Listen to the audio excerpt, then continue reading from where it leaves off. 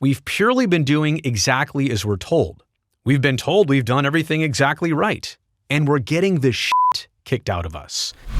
Here's Brody Brazil. So this is a story that's been going on for like 2 weeks now, that baseball players showed up to spring training. They instantly noticed that something was a lot different with the jerseys. And then fans saw this. Fans started buying their own jerseys for online sales. They got their hands on them, and everybody's documenting the changes we've seen and the variety of issues. You could say the laundry list with these brand new Nike and Fanatics jerseys for Major League Baseball. And by the way, there hasn't been much response yet from Nike or baseball or Fanatics, but there was on Friday, and that's the point of this video. I'll have their CEO's comments in just a second. Yeah, the see-through pants were definitely noticeable. The fact that the fabric has changed. It used to be two different types of materials on the jersey top. Used to be a little bit of a different, more custom cut for the players. Now the stitching and everything on the jersey top just feels a little different. The weight is not there. I understand they're trying to make these more like performance jerseys to breathe easier, to dry easier, but it just doesn't have that same, weight and quality and feel of construction to it. Things like this, the piping on the sleeves. Usually, in professional baseball jerseys, the piping goes over the edge of the sleeve. In this case, almost like a basketball jersey, the piping is the edge of the sleeve. Now look, I'm not a tailor. I doubt you are either. I don't even know what makes this less professional and less of a quality thing, but I've worn enough clothes, I've seen enough baseball jerseys to understand this may not be the highest grade of jersey. And then there's this, Miles Michaelis pitching in the Grapefruit League. I think that's the sweaty part of his jersey. I think that's the dry part of his jersey. And look at the pants. That's a third and totally different shade of gray. This is what I think happened. There's a wet, like a moist color of gray. There's a dry color of gray top. And then there's a totally different gray color of pants. More like a bluish gray for the jersey and more like a traditional gray for the pants. And we've seen this with multiple different teams. This is not a certain camera angle. All the Cardinals players from this game had that same issue going on. And maybe there's something else that we don't exactly know about all this, but this happened, and this was on television. This is an easy screenshot for all of us to see. Something here is just a little bit off. Other issues like the patches, they don't have any more texture. They used to be embroidered. Like if you rub your finger across that patch, you'd feel the letters Houston and Astros and the big H and the star in the middle. Nowadays, it's more like a very flat, lighter weight, maybe printed piece of fabric that gets ultimately stitched on the shoulder of the jersey. And again, I understand some of this is to the tune of performance. They're trying to make the jerseys lighter and breathe easier, but they don't exude Major League Baseball jersey when they have some of the shortcuts instilled in them. And then how about the names on the back? The size, the proportion. I mean, look at Soler versus the big number 2 versus the MLB logo, which has changed position. And I understand this is not all just Fanatics. Nike has had a huge hand in this. It's their brand. It's their logo. The swoosh is on the front. Major League Baseball has their image all over this. This is going on their players. It already has been here in 2024. So let's also be clear before I even get to their CEO's comments, this is not all on Fanatics. We should be clear. But even the arch of the name Verlander, it used to be just shoulder to shoulder blade. And it kind of has, a soft curve to it. Look at the new version on the right. It's more like a rainbow on the upper back instead of shoulder to shoulder. Again, if you've watched baseball for any duration of time, you know what looks normal and traditional. And change is probably shocking to a lot of people, but what's right versus what's wrong seems totally separate from change. Now, all that established, like I said, we've had this going on for a couple weeks, and baseball may have put out a few comments. Their commissioner, Rob Manfred, said a few things, but he didn't necessarily address it fully or promise change. In fact, he kind of said, give it time and let's see what people think. I don't know that Nike has said anything, but the CEO of Fanatics was doing an open forum at MIT back on Friday. He was asked directly about this, and he responded directly to this. Here's the first part of the quote, which I'll read in just a second, but let me just establish this. The CEO of a large company opening himself up to something like this, I give Michael Rubin a ton of credit.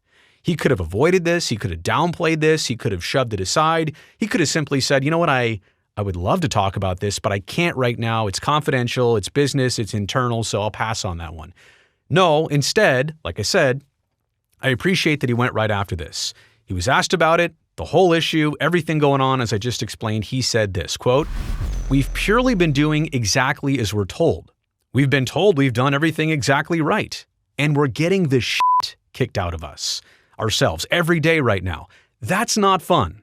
Normally when I get beat up, it's because I actually did something wrong."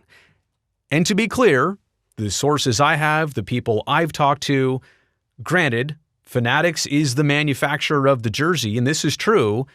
They're given the specs by Nike. They make the jersey. Now, there are still some issues sometimes with the fabrication here, but in terms of the design, in terms of the materials of construction, I mean, these are things that seem to be handed to Fanatics. So it doesn't totally exclude them from this, but you have to understand where he's coming from. They're part of a bigger equation. They're just one piece of the pie here. And it does seem like they might be getting the most criticism out of all this. And I have a reason for why I think that is in just a second. He goes on to say, they got certain players on board, not all players on board. When you change something so old and so nostalgic, you need everyone to be on board with it. That's well said. And that's very accurate. It's like I said before, sometimes change is not for everybody. But when a majority of players are commenting, when so many players are commenting, I should say, on what looks right and what doesn't look right or feel right, and obviously fans are going to have opinions one way or the other, but in this case, I don't know too many people and too many fans who have the opinion that, oh, the new version is great, let's keep this. You don't hear much support for what's new. You really only see the criticism for what's been changed and maybe why that shouldn't have happened. But I agree in Mr. Rubin's commentary here, yeah, you really do need to appease all the players so that if it were just one or two, you can brush that off and say, well, not everybody's going to agree. Not everybody likes chocolate cake, right? That is the situation. But in this case, it's more than just a few. He goes on more to explain this, quote, "In this particular case, Nike designs everything, hands us a spec and says, make this. We have made everything exactly to the spec. Nike and baseball would say, yes, you've done everything we've asked you to do. Part of changing a uniform is people get uncomfortable, and it takes time to adjust." I totally agree with that as well, too. So again, I like the fact that he did not try to get around this, try to get away from it. He went right at it, and for the most part, I think he was spot on here. My takeaways begin with this. There are multiple big parties here that should be sharing in the equal blame. And I'll say this right now, Fanatics, I think, is a target due to their reputation, due to their recent years, due to how new they are in the apparel and merchandise and jersey manufacturing department. I mean, they used to be making just the shirts and pennants and posters, and now they're making the on-field jerseys for Major League Baseball. Like, they took over what Majestic used to do, and now they're the ones tasked with making the actual product that players wear. And guess what? They're about to do this in the NHL starting next season. I understand it. They're taking over the Adidas plant in Montreal, so it's the same type of thing. They took over the Majestic plant for baseball. As soon as they went to their new self-designed jersey with Nike, this is when the problems are cropping up here in 2024. So let's see how they handle the NHL situation. A separate video on that, I've already got it out, but I digress. I just think Fanatics is an easier target here because they're new to this. They've got some prior history of quality control and quality of product and all that stuff. You really don't hear a lot of criticism about Nike as a brand. I mean, look how long they've been around. Look how many hundreds of thousands of products they've made. They wouldn't survive and be who they are if their product had issues, and people are still not sure about Fanatics, again, because they're new on the map. But going back to this first point here, so you've got Nike as part of this. It's their name, it's their logo also on the jersey, but what about the stakeholders at Major League Baseball? They should know their product, they should know their players, they should know their audience, they should look at some of these conceptual designs, and I'm not even talking about stuff on a computer screen. Like, they got handed these jerseys, I guarantee, in the second half of last baseball season, looked at them, signed off on them, and said, yep, you know what, we'll make this change, we're good with it. We'll speak for the players on this, we're good with it.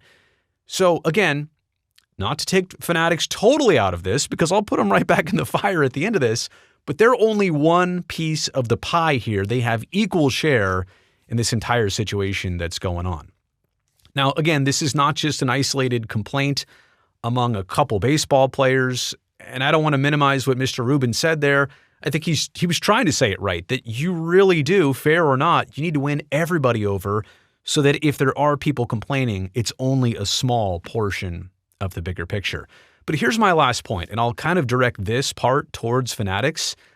As soon as you're attached to anything like this, it's part of your brand. It's part of your product. Fans are smart, right? But sometimes they're not always thinking, well, it's got Nike on it, but it also has a Fanatics tag, and I bought it from Fanatics, so it's a Fanatics product. Well, they're confused. Designed by Nike, made by Fanatics, they're not necessarily supposed to know all that stuff. I mean, Mr. Rubin spelled it out, and again, I appreciate that.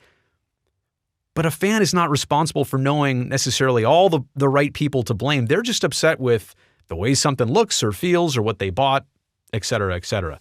But if you're Fanatics, and just in the same way that if you're Nike, anything you put your name on or you're attached to is attached to your brand. And that's the same way I have it, let's say, as a broadcaster. Yeah, I'm the host of the show, but I'm not the director. I'm not the producer. I'm not the editor. I'm not the camera person. I don't run audio. I don't make the graphics. There are some mistakes. First off, I make a lot of mistakes. There are some mistakes, technically, or human errors that other people make that, you know what, might be reflected on me. That's just the way it goes. I'm part of the production. I put my face on it, put my stamp on it, put my name on it. And in the case of Fanatics, that's what they're doing here. So you can't necessarily say, well, we just do what they tell us to do, and it's not our fault. I mean, you could raise concern. That could have been said, hey, we told Nike, we told Major League Baseball, we'll make this for you, but I'm not exactly sure if this is going to go over well. Or maybe Fanatics could have had a bigger say in the production of this. Or maybe they didn't have control. And maybe Mr. Rubin doesn't want to go into that detail, throw anybody else under the bus. But just to make the point really clear here, if you're Fanatics and you're very much attached to these new jerseys, and look where the finger's being pointed, more at Fanatics than Nike, I mean, you're part of the overall equation here. You can't subtract yourself out of it. So if there is one takeaway here, like I said, for this video, I wanted you to hear what Mr. Rubin said. I also wanted you to understand that maybe this isn't all on Fanatics as much as people are making it out to be. By the way, you've made it here to the end of the video. You know I appreciate that. Thumbs up down below. Also, if this is your first time here on the channel, you've never seen me before, that's great. I appreciate it. I'm glad you found me. But do me a quick favor. Before you go, before this video comes to an end, hit that subscribe button down below so I can definitely see you back here next time.